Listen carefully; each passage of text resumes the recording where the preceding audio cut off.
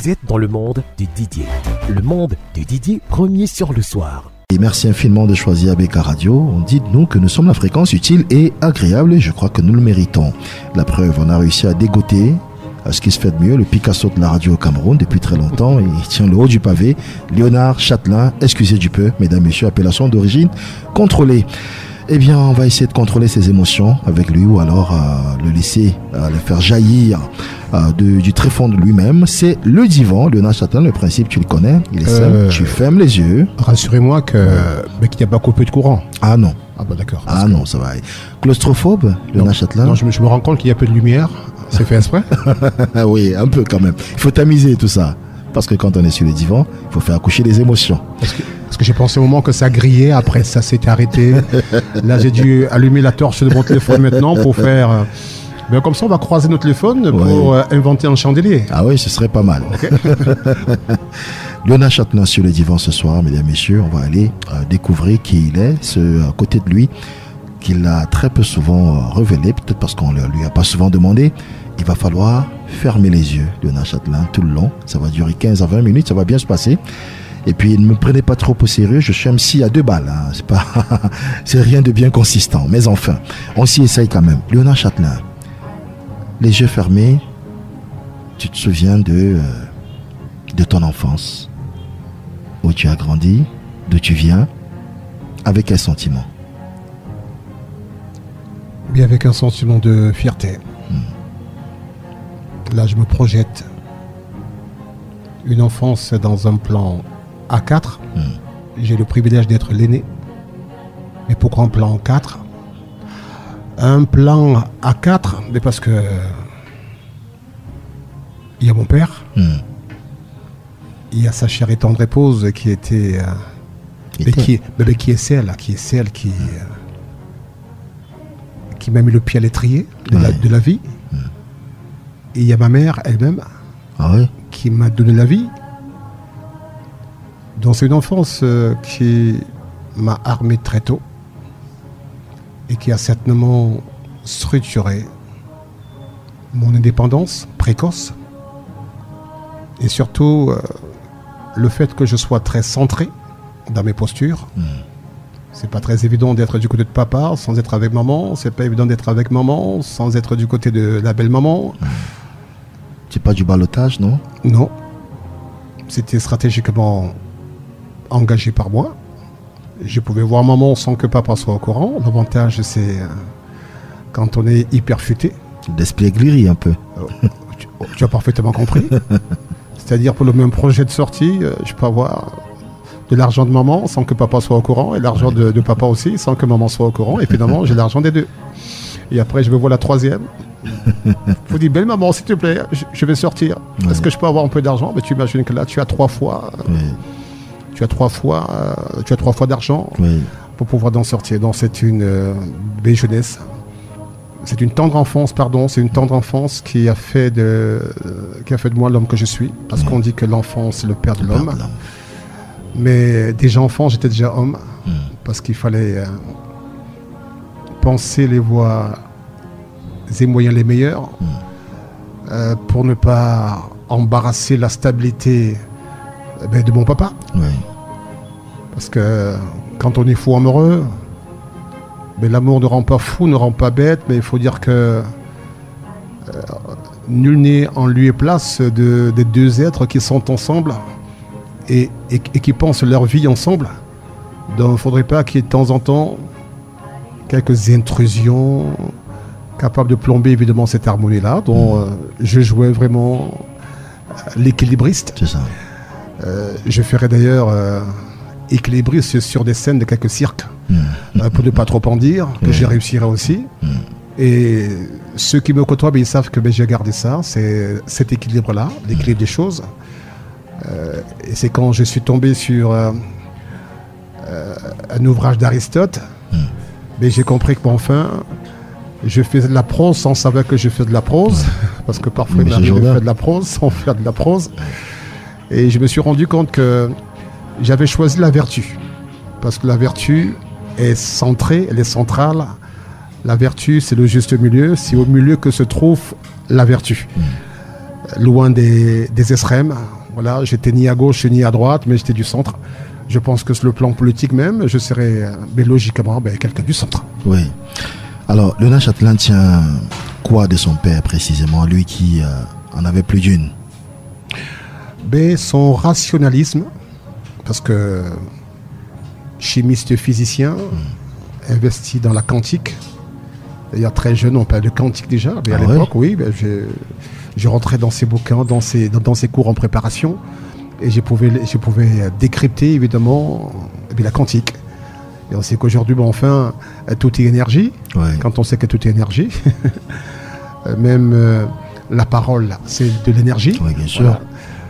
Quand on sait que le souffle, c'est de l'énergie, quand on sait qu'autour de nous, il y a des sources d'énergie, c'est important de comprendre ces subtilités-là. Donc lui, il était très cartésien, détaché un peu des pesanteurs traditionnelles, du paranormal. Donc pendant très longtemps, j'ai vécu à ne pas croire au paranormal.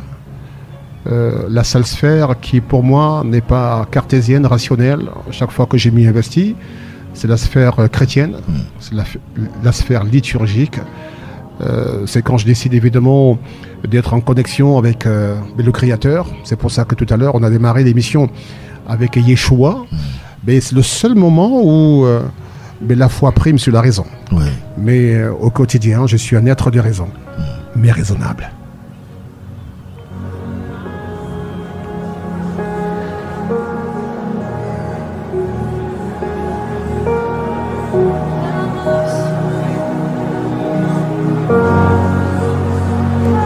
Merci Didier, si on peut l'avoir, n'est-ce pas, en coussin, voilà, en fond sonore, dans cette séquence-là, ça me ferait énormément du bien. Oui, j'ai remarqué qu'elle te portait cette chanson et qu'elle te transportait.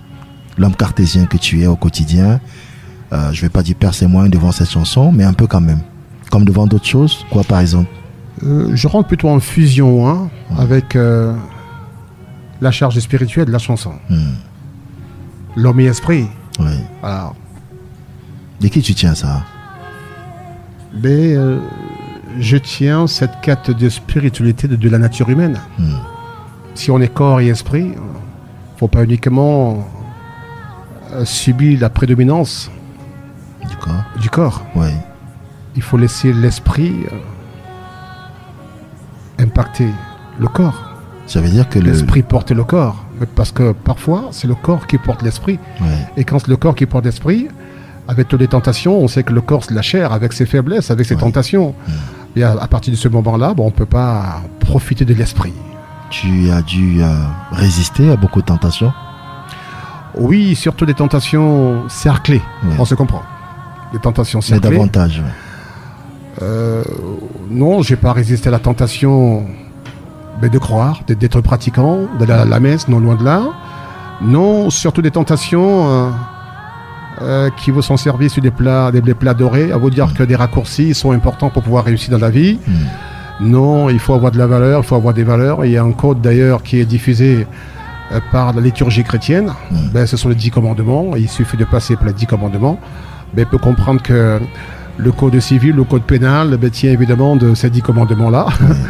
Il suffit de traverser ces 10 commandements pour comprendre que le législateur n'est pas très inventif. Non, il s'est tout simplement inspiré de ces 10 commandements. Je sais que là, je suis en train d'envoyer quelques pics à retourner les kamites qui sont à écouter la radio ce soir. Ils vont apprécier. Mais ils vont apprécier en tout cas. Mais comprendre que qu'on soit kamite ou pas du tout, l'expérience spirituelle est une expérience qui est purement humaine et extraordinaire à vivre. Et donc, Léonard Chatelain, de tes 2 parents, lequel t'as dit déjà être le plus fier de toi? Ou de tes 3? Me le dire, c'est mon père. Ouais. Mais le vivre, c'est ma mère. Explication. Ou mes 2 mamans. Oui, mais parce que tu sais, papa, il va pas te dire qu'il est fier de ce que tu as été devenu, de ce que tu as fait. D'ailleurs, j'ai une petite histoire avec mon père. Quand je fais ma classe de terminale et j'ai mon baccalauréat, avec une bonne note. Je ne veux pas dire autre chose quand même, sinon on va penser que... C'est de la prétention. C'est de la prétention, non, bonne note au baccalauréat. Et mon père, enseignant de physique et de chimie, pour lui, il a pour dessein de me faire entrer à l'école normale supérieure. d'une facilité à l'époque, parce que lui, enseignant d'université, donc vous savez, à l'époque, chaque enseignant avait quelques places quand même, avec quelques places, parce que il y avait comme un remplacement des élites. Une élite partait et laissait son fils, qui devenait elle-même élite, et laissait également son fils. Mais tu sais ce qui s'est passé? Ben non, loin du tout, je te dis, pour raccourcir le propos. À ce concours de l'école normale, j'y suis allé, il m'a déposé chaque fois l'école normale pour mon évaluation, pour l'examen. Une fois qu'il me déposait, moi je rentrais. Je partais pas pour le concours. Ah non. Imaginons le jour de la délibération. Mais il va donc, il est très sûr que son fils est à l'école normale. Il y a donc ses collègues qui vont lui dire, mais le fils n'est pas là, il n'aime pas composer. Oui. Parce que je savais que si j'écrivais n'importe quoi, tout de suite je passais. Oui. Donc je n'ai remis que des feuilles blanches, mais parce que j'étais dans une posture disruptive, je voulais trancher. Et un peu frondeuse. Un peu frondeuse, mais je voulais couper court au projet des parents. Et c'est le lieu pour moi de rappeler aux parents que les enfants ne sont pas vos enfants, ce sont les enfants de leur génération, avec leurs aspirations. Et moi j'avais mes aspirations, je ne tenais pas à être enseignant. Et l'histoire m'a plutôt donné raison, parce que j'ai du plaisir à côtoyer les enseignants, j'aime bien ce qu'ils font.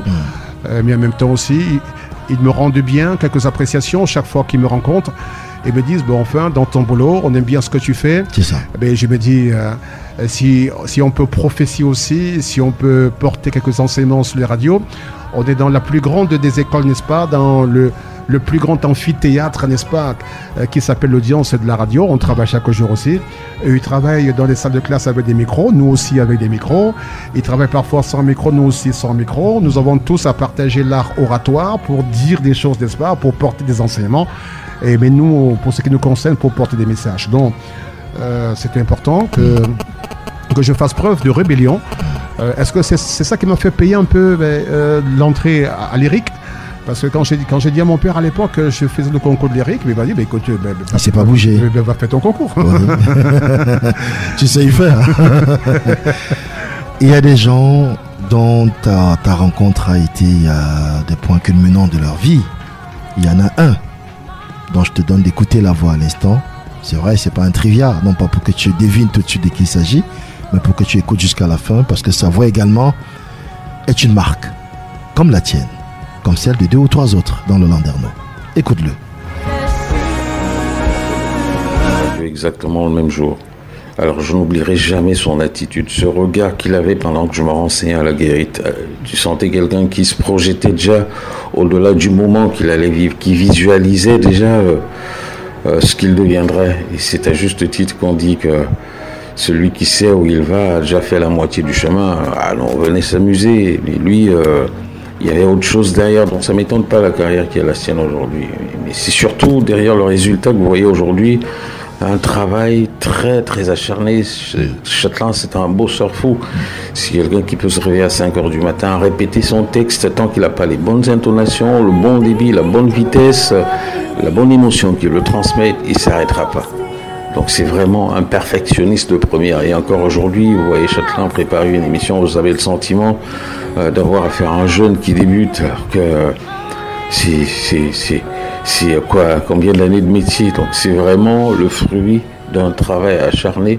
Et c'est pour ça que beaucoup considèrent que parmi les gens qui ont eu un gros impact dans ce métier, Châtelain fait partie du top, indéniablement. Tu as reconnu la voix, Châtelain. Max Amadou Bébel, naturellement. Naturellement. Non, mais il serait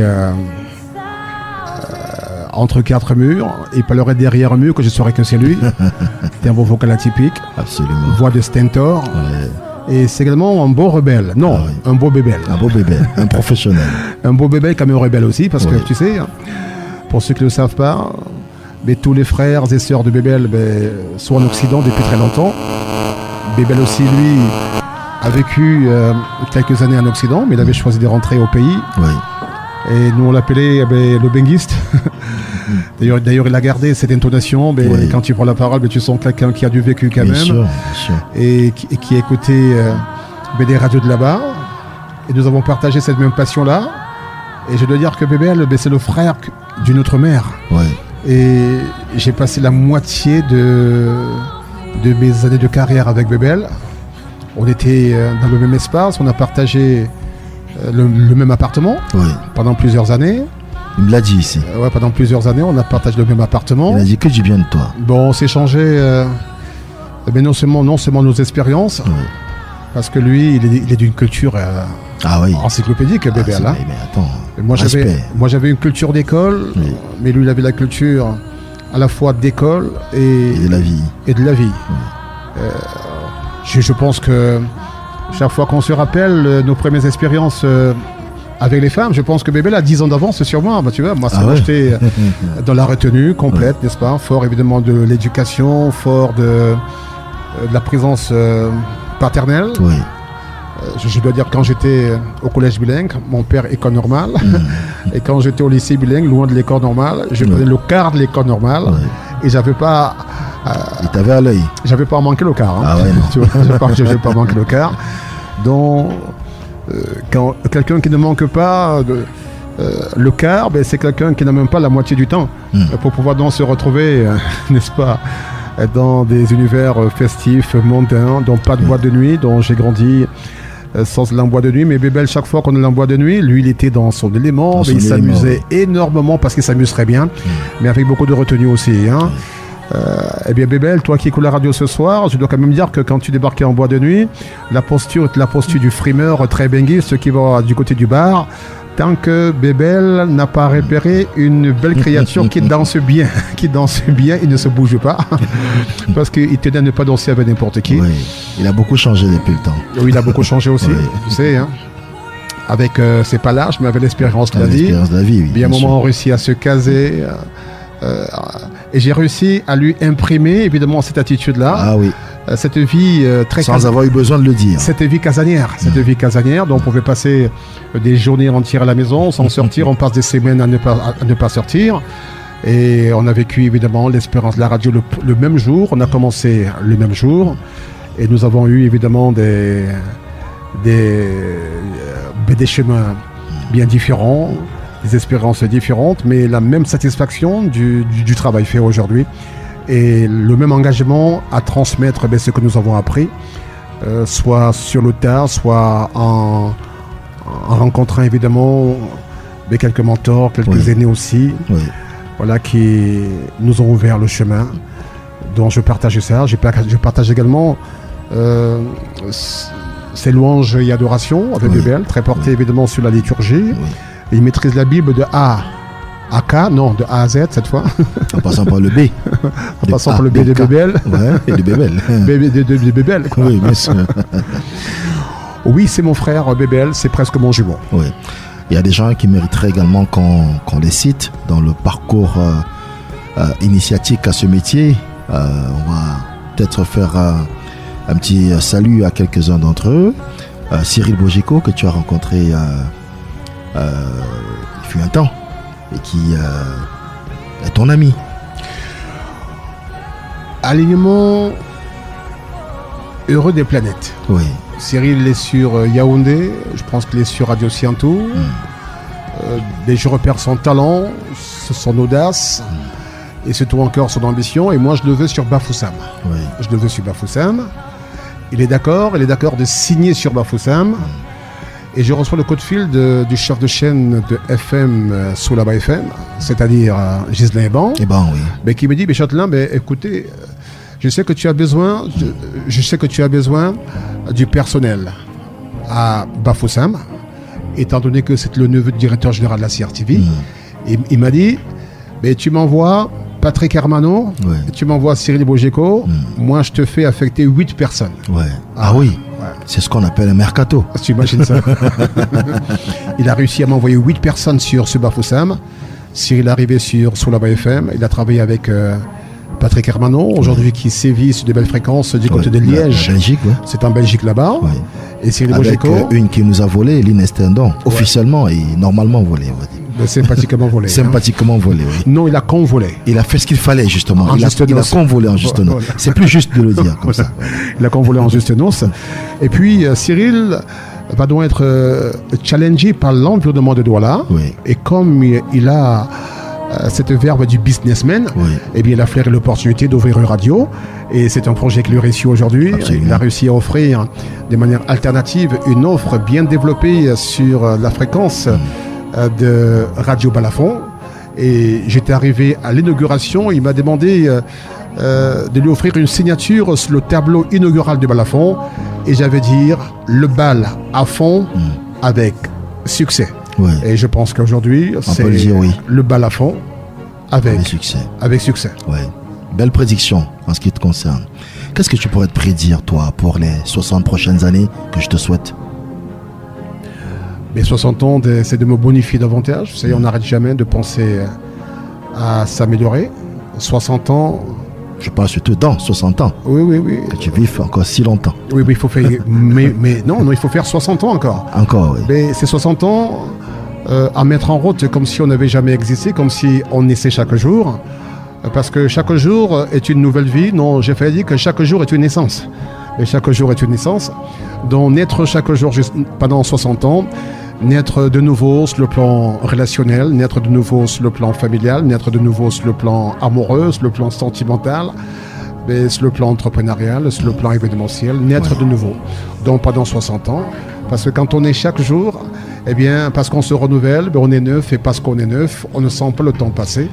Parce que chaque jour, on est une nouveauté, on est une nouvelle identité. C'est cela. Et quand on se regarde au miroir, on commence à voir qu'il y a quand même deux ou trois petites rides qui apparaissent. On se dit que non, ce ne sont pas des rides, ce sont des schémas d'expérience qui nous permettent évidemment de voyager comme sur des autoroutes. Parce qu'une ride, évidemment, c'est l'autoroute de l'expérience. Absolument. Et des rides que porte et t'accompagne à porter Danielle Stéphane, qui ne t'a jamais quitté depuis le temps. Ne me dis pas qu'elle a écrit. Écoute. Parce que je te vois avec ta tablette high-tech dernière génération. Ça te fait quoi qu'elle ait dû écrire ou qu'elle ait pu écrire ou qu'elle écrive? Non, je suis ce que je suis aujourd'hui, mais grâce à Daniel Stéphane. D'ailleurs, ses prénoms, il m'arrive de temps en temps comme ça pour me motiver un peu, de l'appeler même quand il n'est pas là. Une fois que je dis Daniel Stéphane, parce que j'adore évidemment ces deux prénoms, Daniel Stéphane. Mais elle apparaît? Mais c'est pas qu'elle apparaît, elle est toujours là. Ah ouais. Voilà, parce qu'à un moment, elle est en moi, je suis en elle, en tout cas je l'espère, j'y crois. Mais elle est en moi, mais parce que c'est un peu mon ange, c'est pas un peu, c'est mon ange gardien. C'est la mère des magnifiques enfants qui nous rendent le bonheur familial, le bonheur paternel, mais au quotidien, de sympathiques enfants qu'elle a eu à faire. D'ailleurs, on s'est arrêté tout récemment pour essayer d'évaluer un peu. On se disait, mais on aurait dû, bien à l'époque aussi, n'est-ce pas, aligner nos enfants, faire des enfants avec un écart d'âge d'1 an. Mais comme ça, aujourd'hui, ils seraient tous dans des grandes écoles, parce que j'ai encore le dernier, lui qui passe en 5e là, alors que les deux autres sont déjà dans des grandes écoles du supérieur. Mais en même temps, on s'y est ressaisi en se disant que c'est pas les hommes qui cherchent des enfants, mais c'est Dieu qui est très programmeur, n'est-ce pas? Il sait comment il fait bien les choses. Dans le dernier qui passe en 5e, quand les autres grandissent, ils vont rentrer dans leur autonomie, ils vont certainement avoir leurs appartements, leur territoire de vie. Eh bien, lui restera encore à la maison, il va profiter un peu de papa et maman pendant un certain temps. Hôtesse de l'air, elle est, mais elle n'en donne pas l'air. Une fois qu'elle est hors des avions, non, elle a les pieds sur terre aussi. Absolument. Un cœur qui bat pour l'humanité, pour le mouvement associatif. Elle est à la tête d'un mouvement associatif ecclésial. C'est Saint-Benoît Charity. C'est une congrégation, la congrégation Saint-Benoît. Elle est la présidente évidemment de l'association caritative de cette congrégation-là. Elle y travaille pour offrir aux personnes en état de nécessité quelques compensations, sans avoir la prétention de tout couvrir, de tout offrir.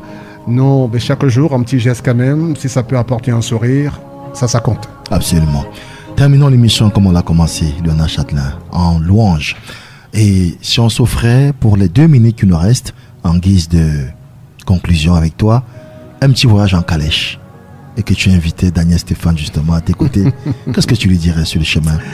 Mais rappelle-toi le 7, c'était le 7 juillet 2007, en convolé en Juste Noces. Et bien Daniel, rappelle-toi, ce voyage-là, on n'a pas choisi une voiture motorisée, mais parce qu'on avait déjà une projection dans le développement sentimental durable, en tenant compte de la pureté de l'environnement, dont n'avait pas un moteur, dont pas de gaz d'échappement dans l'espace. Et puis, il y avait cette proximité avec un animal bienveillant, le cheval, une couleur qui avait été choisie, le blanc immaculé, pour exprimer toute la pureté. La pureté, je la garde encore.